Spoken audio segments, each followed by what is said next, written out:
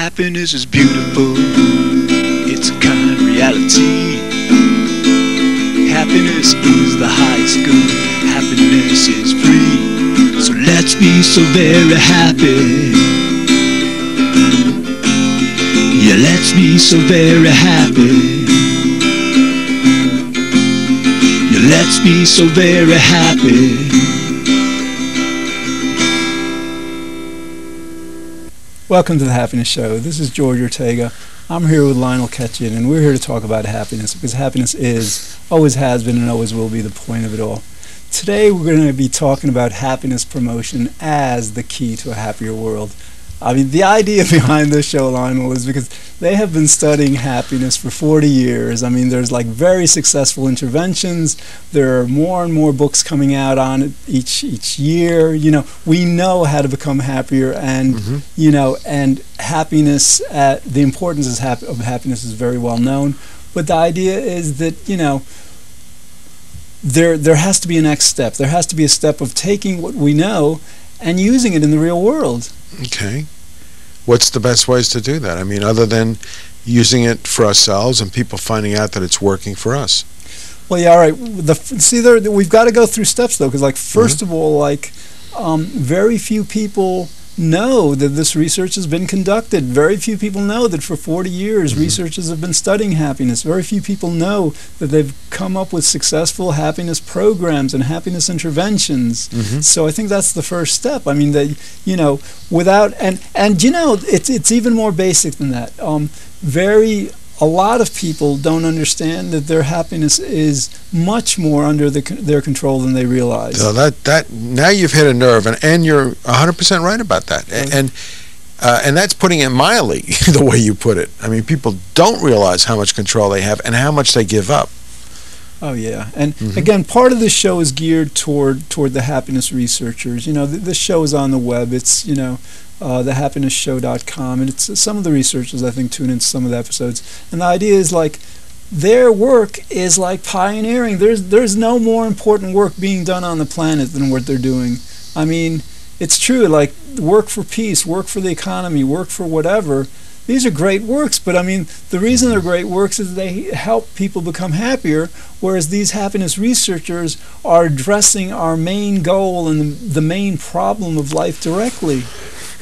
Well, I think you're right, George, and actually in the world, it is catching on, maybe slightly, but, you know, we talked about the fact that the UK, England, is moving towards understanding and utilizing happiness in government and in their institutions. And then Bhutan, although a country run by a king and is basically 100% Buddhist in their population and in their religion, is incorporated gross national happiness as meaning that it's not just about money, it's happiness and the balance of that. So actually, some of this research has had to have found its mark if countries are following it. Oh, it is. It certainly is, Lionel. I mean, one major development that just happened out of England, one of Europe's top economists, he founded the top European economic institution there, this Richard Layard. Right. He just published a book called Happiness that explains the significance of happiness and happiness research in terms of economics also. In terms of, I mean, he's proposing what other people have proposed before him, but he's highlighting it and he's getting a lot of attention. It's the idea that, hey, governments, you know, governments exist for the greatest happiness of the greatest number of people. You know, governments don't exist to make countries as rich as possible, you know, just as a goal in itself. Because, I mean, you know, as Layard and other people have pointed out in their books, the United States is about 2.5 times richer now than when we were 50 years ago. We're no happier. We're more depressed. You know, but no, the idea, though, is that, yes, the research is finding its way into the media, you know, through books like this. Martin Seligman, past president of APA, just wrote a book a couple of years ago, Authentic Happiness, where he, you know, promotes happiness. But, you know, again, this basically these works are important, and this is where our world most needs to go in terms of like understanding where, what our world is most about. Well, to me it's intriguing to even see these humble beginnings, because it didn't exist before. I mean, it was barren, except for a couple of people that wrote a few books, and then all of a sudden in 1990 it just started to dribble, and the dribble began a leak, and a leak began a torrent, and that's pretty much what's happened. But before 1990 there was just a couple, and I think I know the authors and the books, I've got them all, but then all of a sudden what happened? And it's intriguing, but the fact that countries are starting to study and learn and put this in part of their government, I think it shows a great deal of hope. I mean, not that we can ever be Bhutan. We can't be a country like Bhutan, because we're not, we pride ourselves in being individualists, and in Bhutan all the kids in the country all dress exactly alike to go to school, and it's just not the same culture, and it's not the same thing. Not that we have to be like that, but we have to be like us, and we have to use happiness more. And I think it's starting to happen, so I'm encouraged. And don't forget, you and I are doing something to make that happen too, because a show like this is the first of its kind. It was never around. So this is a promotional work for happiness. Sure. And again, the point of this episode is that we have the results, we have the research, we have the methods. What we don't have yet enough of is the reach. I mean, and again, yeah, we're doing this. It's being done more and more of each month that goes by. I think each year. But it's promotion is the key. Promotion is the key, because I think out of there are probably two thoughts, two kinds of statements, considerations that I think need most to be promoted.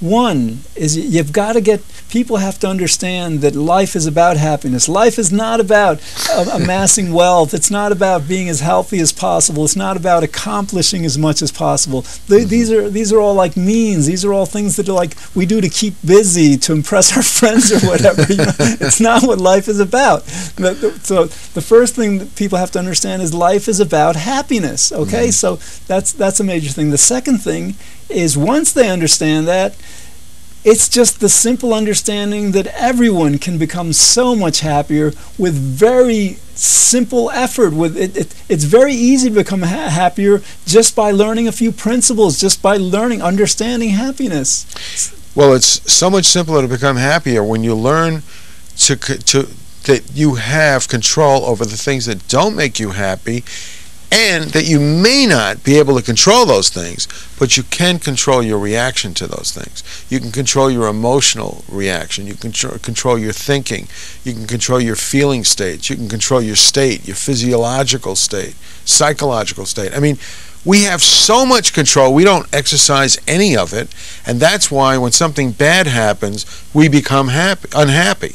And I think that you're right. I think we have to become more aware that we've given up all our control. It is by becoming helpless that you become unhappy.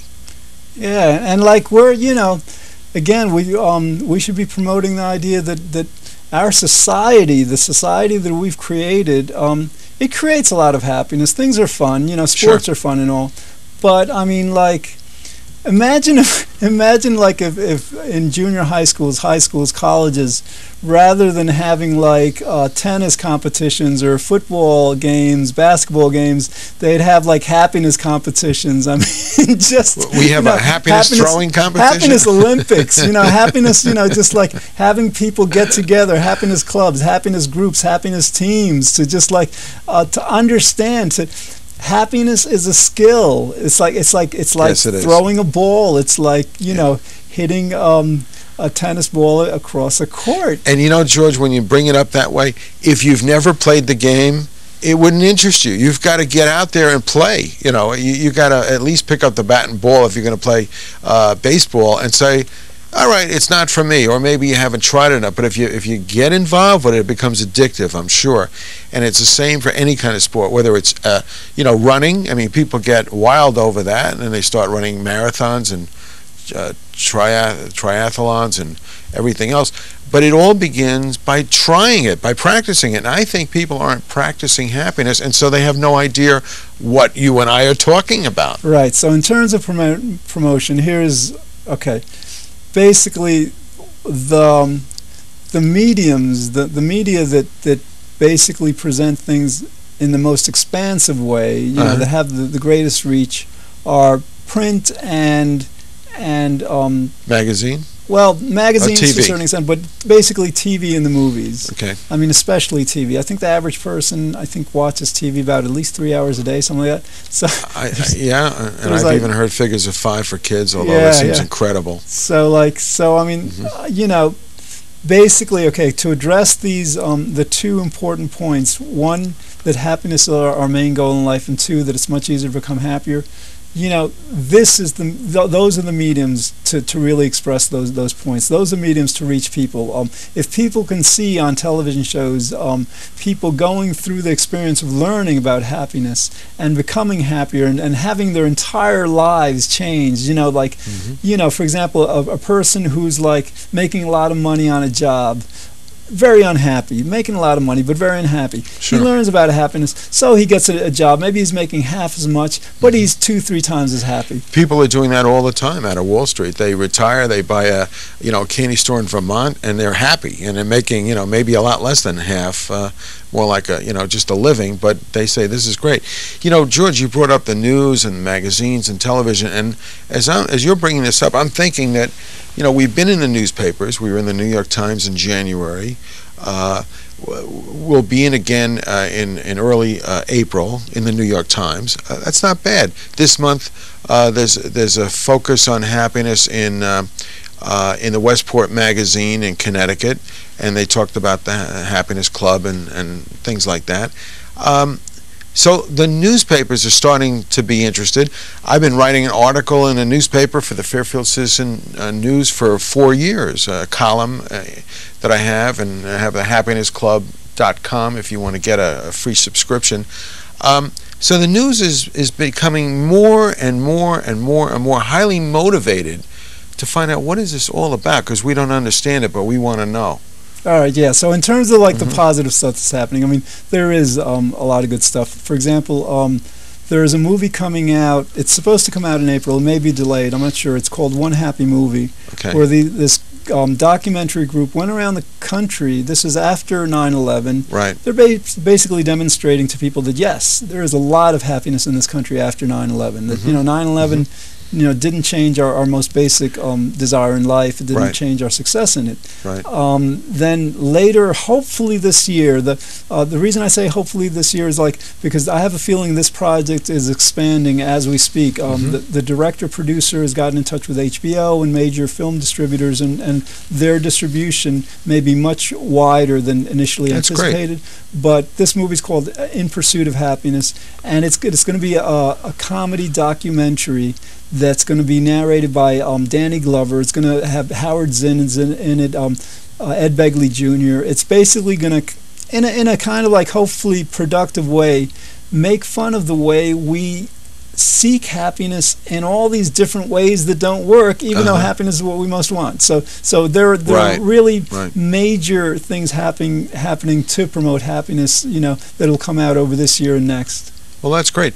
And and then when you look at television, okay, we do this show every week. We're on cable, but that's also a wonderful thing. The fact that we have come together and talk about that. The fact that you and I both know enough about happiness to carry a tune, so to speak. I think that's a wonderful thing. I mean, 40 years ago, you and I, at least I wouldn't be able to do this show. I don't know, be over your age. But it's the help of everyone that this is all becoming possible, because it isn't just what you and I know, out of outer space. We've been reading books, we've been but we've been focusing and choosing what it is that we're learning.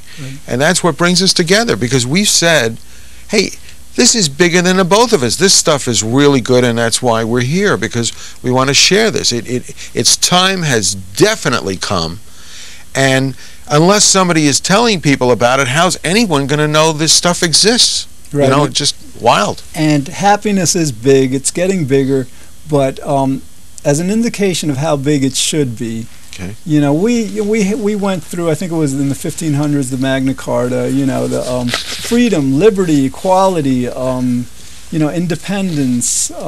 Those were the big themes, you know, personal freedoms, freedom of a people to determine their future, you know, government, etc. This is bigger than that. This is much bigger than that. So, like, what we really need is a global happiness movement that says to people, yeah, all right, keep working on peace, keep working on greater autonomy, keep working certainly to reduce and end poverty, to improve healthcare, all these things. All right, those are great, but all those things put together don't compare with the with happiness as a goal in life. All those other things are means to happiness. All right, so like you awaken the world to the fact that happiness is what life is all about. Yeah. That everything, even in, you know, poverty reduction, economic success, healthcare, all that stuff is useful because it helps in happiness. You get people in touch with happiness as our main goal of living, and I'm telling you, like, all these other problems we have are going to diminish because, you know, as people become happier, they become healthier, they earn more money, they just like become better people, so our world will become better, and, you know, much more than that, we'll just be so much more successful at our greatest desire in life. Yeah. Well, you bring up the Magna Carta and freedom. I think happiness is equated with freedom from the standpoint that we actually have freedom when we don't react to an event or a situation or a person in the moment, and we respond to it with happiness. That's where freedom is born, and I think that's the new definition of freedom that I would paint, and the new definition of peace and the new definition of power is not reacting to something because it's there or it happened. That we have no control over, the fact that you may do something that I may or may not agree with, but I have freedom when I don't have to react, and I don't become a puppet to someone else's maybe craziness, and I could step out on my own 2 feet and decide what to do. There's a lot of things in life. There's a lot of things that we work on, that a lot of problems in the world that, yes, if we focused on them, they could get us down. But we have to realize that happiness is the point of it. Getting back to like promoting, for example. Again, centuries ago, it was the idea that people wanted freedom of self-determination. People wanted to determine their course in history, the course of their lives. They wanted to self-govern, okay? So they went to the people in power and said, listen, this is what we want. This is our God-given right, and people won that right, okay? A lot of times, like, there's a recent poll where workers, at least in the United States, are less satisfied now with their jobs. Yes, I saw that. People are working harder for less money, and even those who have more money are finding that money is not giving them what they want. So a part of this promotion of happiness has to do with government. It has to do with demanding from our leaders, hey, you know, you're making us richer, big deal. You know, you're educating us more, big deal. If you're not giving us greater happiness, if you're not making the world happier, you know, then basically what you're doing is, for the most part, not nearly as effective as it should be.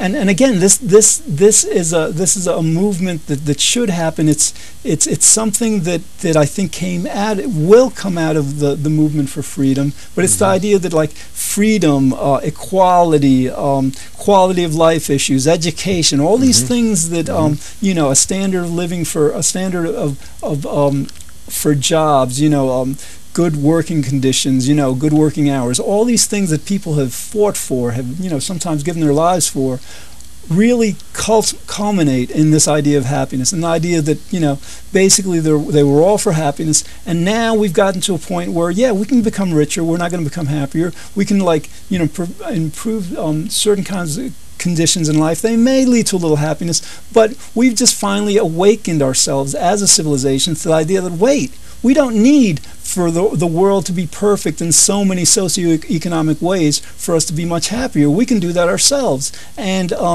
in terms like Lionel, what you were saying, that what things that are happening right now, your Happiness Club has various chapters throughout the country. It should have hundreds. It should have thousands of chapters throughout the world. I'm sure it will. You know, there should be companies selling this.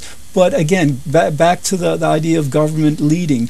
We citizens should demand of our government that they focus this country in the right direction. You know what I think, George? I think that when government sees people becoming happier or happy and changing their lives and maybe not running around like they were or doing the things they were before, and realizing the quality of life does in fact come from happiness, then maybe the government will start to listen, or at least business will.